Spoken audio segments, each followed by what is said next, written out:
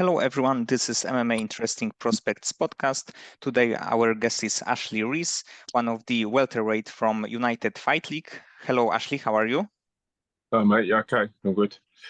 Ashley, you are in the welterweight tournament. It's a quite interesting one, and you won your last fight against Steven Costello. So please tell me how tough this fight was for you, and did anything surprise you?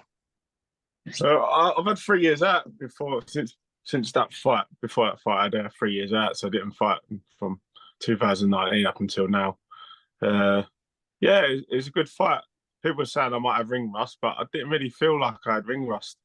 I thought I did well. He's just a big tough kid. He's experienced, and it shows how much MMA is coming on. I mean, he only had a 3-1 record, but he had some good accolades as an amateur. I think he medalled in the Worlds and the Europeans, so he's seasoned already before he turned pro. So it was a good fight, good opportunity. Yes, and sometimes you can't really just look at the pro record because it didn't tell you the whole story, because he had a lot of amateur fights and he was much more experienced than the 3-1 guy that you may think. Yeah, definitely. I mean, he's had international experience as an amateur as well. It's not just like regional. He competed in the IMS, in the World IMS and European IMS. So to be fair, mate, he's probably had more experience than me as an amateur and more experience than I've had as a pro. And he was an amateur then. So yeah, it's done him good. And your next opponent would be Johar Duraev, who actually is also after quite a long break, but he's also a very good fighter. So please tell me, what do you know about him, and how do you think this fight will end?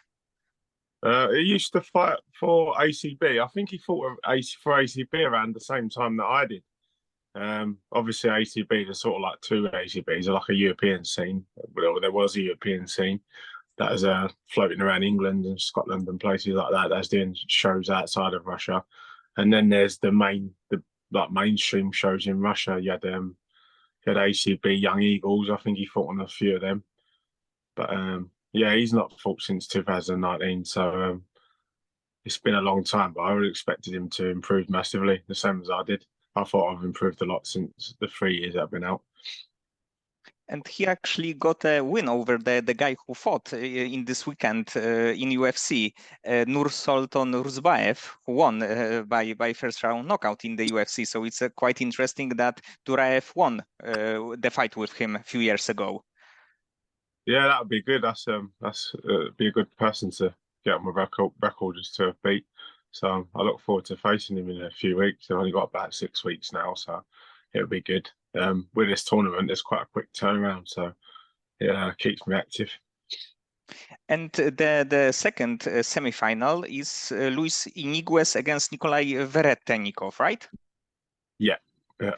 So who do you think will be in the final waiting for you? I think Veretennikov will be in the final waiting for me. I was really impressed with his last fight. He fought a Bellator veteran and a all-round decent fighter in DeMarcus Johnson. And to be fair, mate, I thought he made light work of him. Yes, and he actually is also a Contender Series veteran. So he's like, he had many fights all over the world. So he seems to be a really, really dangerous guy who was close to the UFC. Yeah, I mean, I think he only lost in his Contender Series fight on decision. So like it could be a mistake, or it could just be judging so random at times. Like you'd think you'd be able to score the fight in your head when you're fighting. I tried to, but then you get the judges' scorecards, and then you're sort of questioning yourself. So I don't know. The judges might have had an off day in that fight, and all of a sudden he's lost his fight with the judges. 9 times out of 10 times he would have won. So you can't really look into much. If you lose by decision, you don't really know if it's a fair decision or not. It just depends on what judges you have. Some judges are terrible, and some judges are amazing. Yes, definitely. You need to watch the fight to be sure who actually won. Yeah, definitely. I've not done that yet. I'll worry about him after I beat Johar Duraev. So. And let's talk about a little bit about your beginnings in the sport. What was the first combat sport that you ever trained? My first combat sport was actually MMA. I come from a running background before. I used to do long distance running, compete in athletics, and I sort of changed the area that I moved. And when I moved, I just done MMA as a whole. Like one day I'd do one session, and we do like multiple hour sessions. So you might do like 3 hours, and then the first hour you'd grapple, and then the second hour you'd strike. But I've not really come from any background really. Like I've not competed in any other discipline. I've not competed in like boxing or judo or jiu-jitsu. I've just done MMA as a whole. So my skills are very much MMA skills. I've not had a pedigree of anything else. My pedigree is my MMA, mixing it up. And how the experience from running competition helps to train MMA? Cardio-wise and energy distribution, a lot of fighters they say set off far too quick. I know it's a fight, but like you potentially you could be fighting for 15 minutes. 15 minutes is like for some, for me, I see that as an endurance event. You can't sprint for 15 minutes. The way some fighters fight, they try and sprint and they wonder why they get tired in the later rounds. It's because they're not pacing themselves properly. But each to their own, as they say. So it's up to them what they want to do. So I think I've got it right, and I've put on the right pace to get through the rounds, and then sort of slowly I'll pick up in the rounds. But the coaches are working on that with me, so I start faster. I know I finish fast, like in the later rounds, but in every fight now, I'm trying to actually start at a faster pace. It seems to be working. That's probably the fastest start I've had. Yes, but your results speaks that the whole strategy is a good thing for you, because you are 9-2, and soon you may be a champion in the organization. Yeah, definitely. Like in the corner and in between rounds, I look over, and a lot of the time my opponent's a lot more tired than I am. So that's sort of something that I don't know, how would you put it? Like you're confident in your training and the way you fight. If your opponent's getting tired in between rounds and you're still fresh, then it gives me a lot of confidence, especially in between rounds, and it gives me a chance to focus on stuff rather than like catching my breath. That minute, I can really listen to what my coaches are saying, where some people, that minute, they're just trying to catch their breath and they're not really listening. Whereas I'm like 10, 15 seconds into the 1 minute off, I'm like raring to go, and I know what's happening. Yes, sometimes they are fighting for their life in this, like between the second and the third round. Yeah, definitely. I'd agree with that. You can tell in their faces. And where do you currently train? I train in two places. The gym I fight at, HAMMA, is based in St Helens in Liverpool, but I live in Stoke-on-Trent, so I have gyms that I train at in Stoke, and I have gyms that I train at in Liverpool. My home gym in Stoke is a gym called Stoke Combat Academy. We do kickboxing, do bits of MMA, grappling sometimes, but it's mainly a kickboxing gym, whereas HAMMA is a full MMA gym. They've got individual disciplines. Like we've got in HAMMA, there's a very good grappling academy for kids. The kids are probably better than the adults, but it just depends. Some gyms you've got specialty gyms, and other gyms specialize in other things. So it works out well, me flying between the two places, because I get different things from the different gyms. So. And do you have sparring partners, let's say young prospects, who can be very, very good fighters in the future? Loads.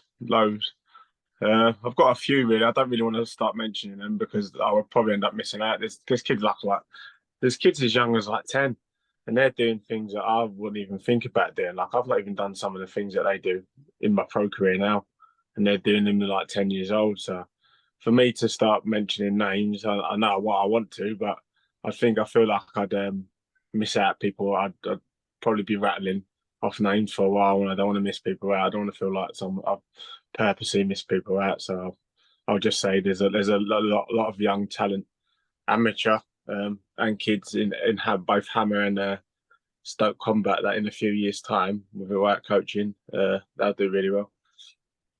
And do you ever plan to train for the, let's say, training camp in US or other part of the world, or you prefer just to train in your home gyms? No, I'm happy being in England. I feel that in order for my gym to get better, I need to stay at my gym. If I fly to another country, I'm not going to help. I'm not helping the situation. My gym can't be like all these other gyms. Like, for example, I don't know, American top team. If I want HAMMA or Stoke Combat Academy to be as good as American top team one day, even if I'm trying to get it as good, if I fly to another country and then train there, then I'm not helping the situation. I feel like you need to stay at your gym. And I mean, if you look at it, really, like fighters like Leon Edwards, they've stayed in England and they're doing fine. So that gives me a good inspiration to see, like, you don't need to fly abroad. There's well enough decent athletes in England, and just stay in your home country and use what you've got. Because if you really use what you've got in your own country, you'll be surprised at how many good athletes there are.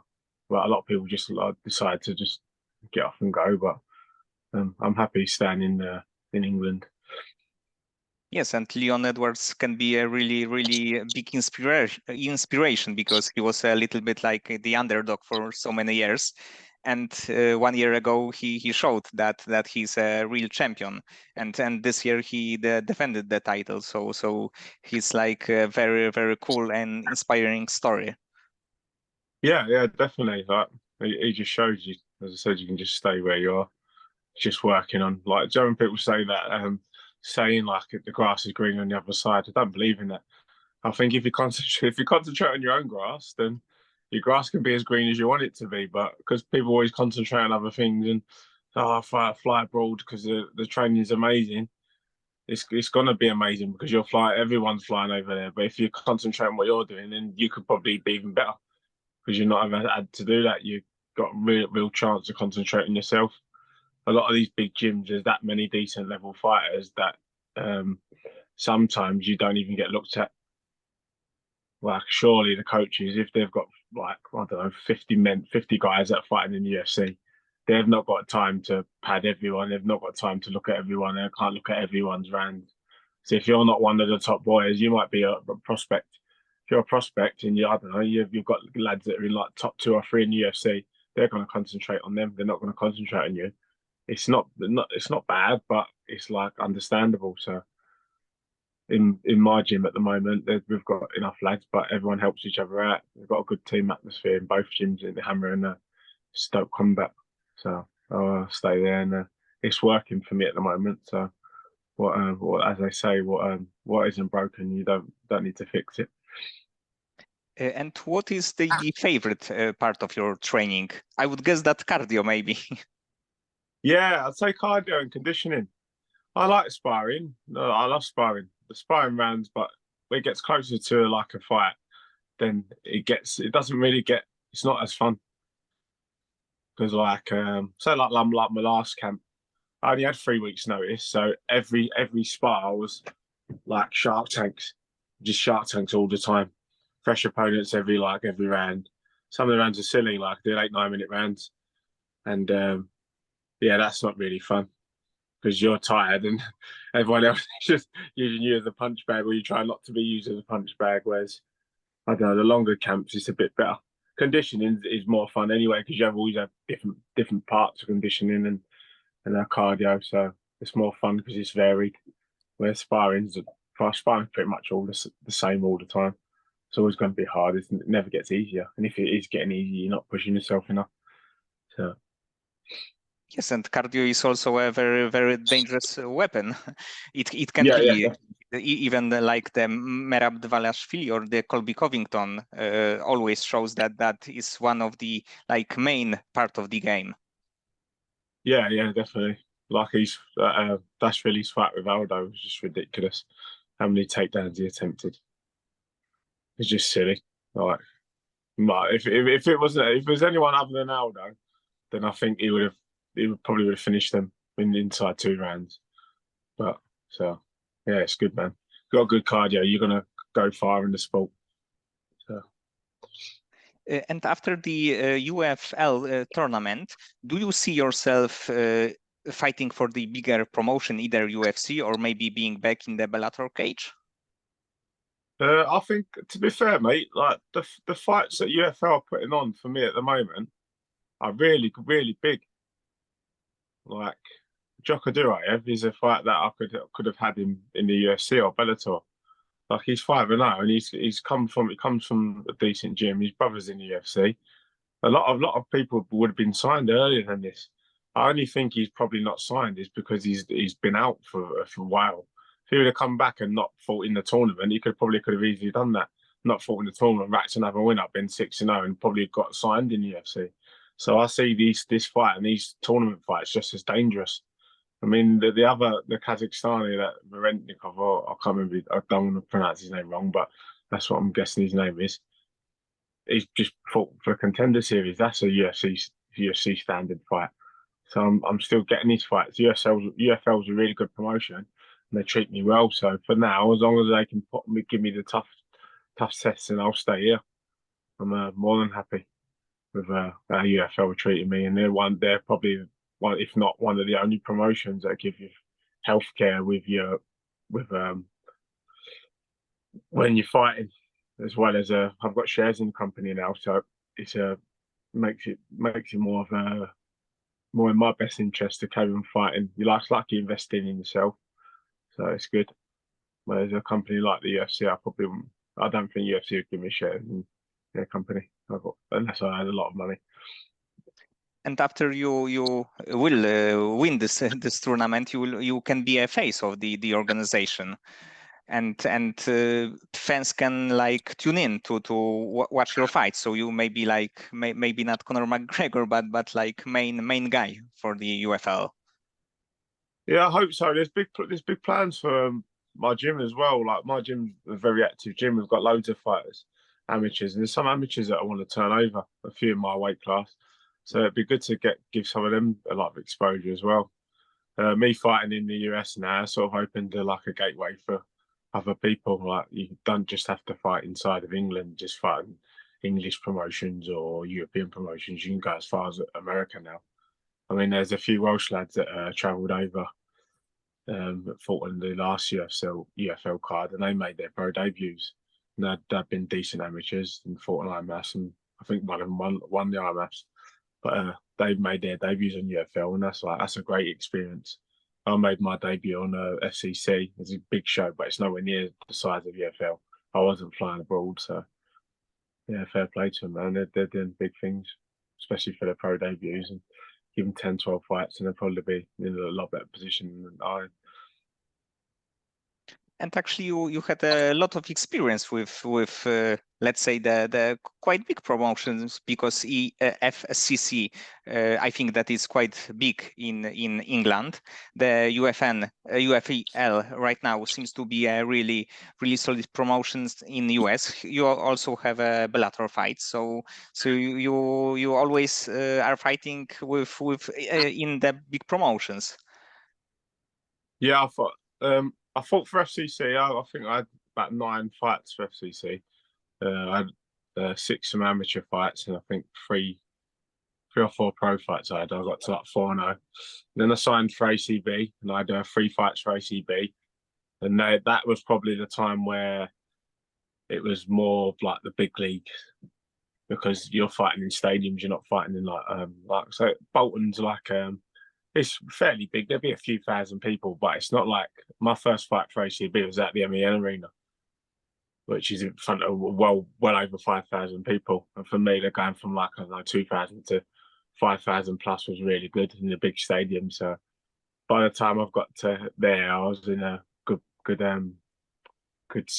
situation now. Like I'm at UFL, there's no ring rust, and there's no like, I've not been here before. I've been there, I fought in the big leagues. I've had quite a few fights in big stadiums and that, so it just feels comfortable for me now fighting. I don't really get any nerves. And let's say that you could fight against any welterweight in the world, like in a dream fight scenario. Who would you like to face and pick? I think the Bellator champion. I can't remember his name. Amosov. Yeah, just because how well-rounded he is. He's just someone I think that he's good at everything, and I just want to see like how much I could mix it up, and if it could make a good fight. He'd probably smash me now because he's world class. But yeah, it'd be nice, man. And I think eventually, I know that the UFC have got like a monopoly at the moment with everything, and they're like the headline promotion by a country mile. But it'd be nice to be a bit like boxing, where you can have crossover fights. Like I know Bellator do it with Rizin, but real crossover fights like the UFC champion versus the Bellator champion, and this champion versus that champion. I don't see why not.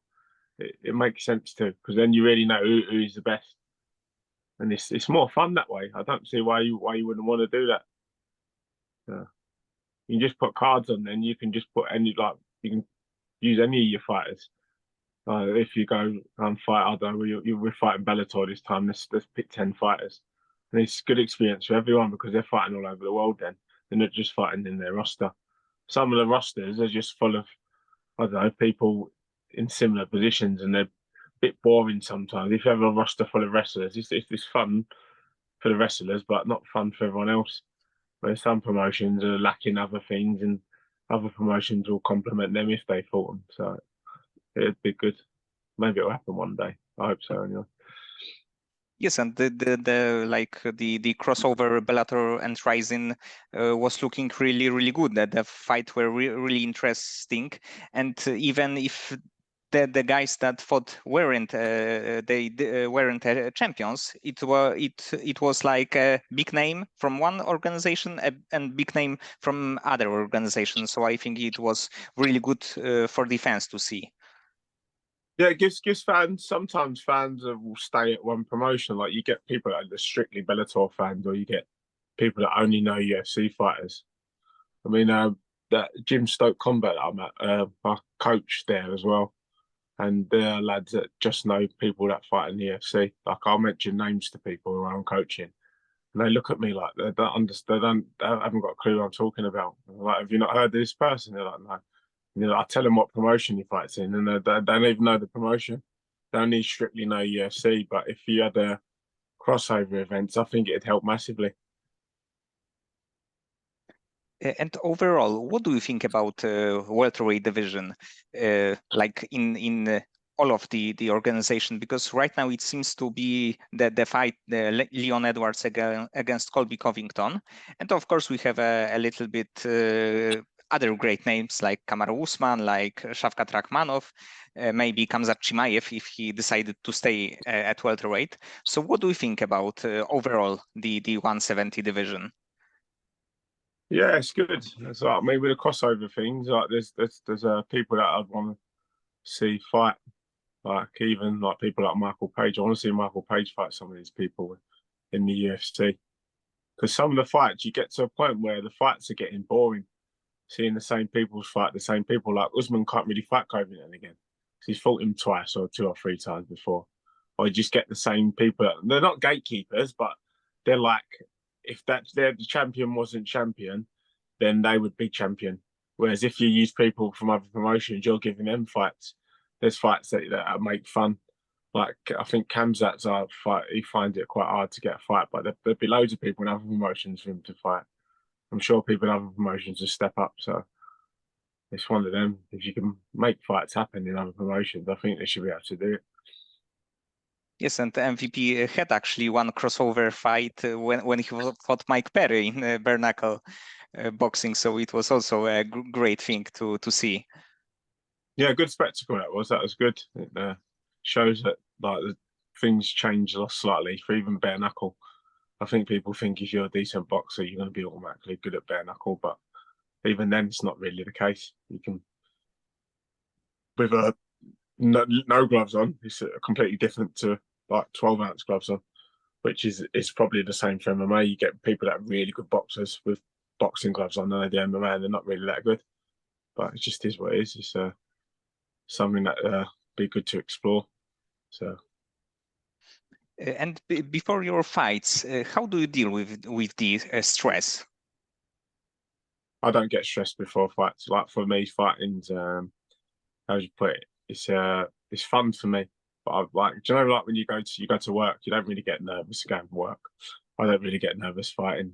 This is fun. It's something I want to do, and it's a bonus that I get paid for it. So it's good.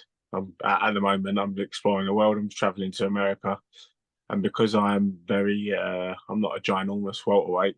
I don't cut much weight. I stay very fit all the time. My fight weeks are not in the sauna and killing myself.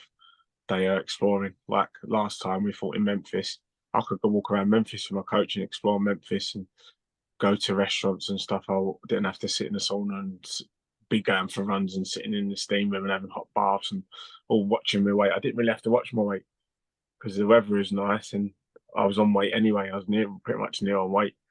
So I put a sweatsuit on for a day and I'm there. So it's good fun, man. Good experiences, and I'm getting these experiences at the moment. It's sort of paying off being fighting and being in the position I am at welterweight, in the shape I am. Yes, and it's a great thing because the cutting weight sometimes is the hardest part for the fighters. Not like training camp, but the cutting weight. Yeah, it was for me. I used to fight a lightweight, and it got to a point where I was cutting to lightweight, and my body was just shutting down.